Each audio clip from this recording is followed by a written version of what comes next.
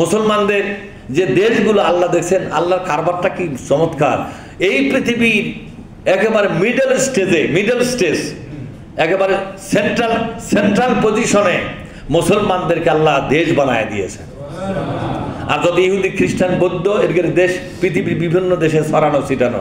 আপনি পৃথিবীর মানচিত্র সামনে নেবেন, কোন চিত্র? পৃথিবীর ম্যাপটা সামনে নেবেন, পাওয়া যায় না কিনতে।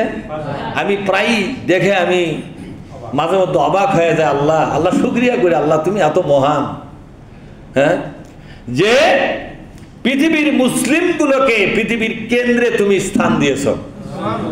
এই যে রাশিয়া পৃথিবীর এক প্রান্তে, এই যে চীন পৃথিবীর আর একটা প্রান্তে, এই যে আমেরিকা বক বক বক বক করে সব সময়, এবার ইরানের ঠেলা খায় সোজা হয়ে গেছে। কথা ঠিক না? আমরা দোয়া করেছিলাম না ইরানের পক্ষে, আমাদের দোয়া কবুল হচ্ছে, কথা ঠিক হবে?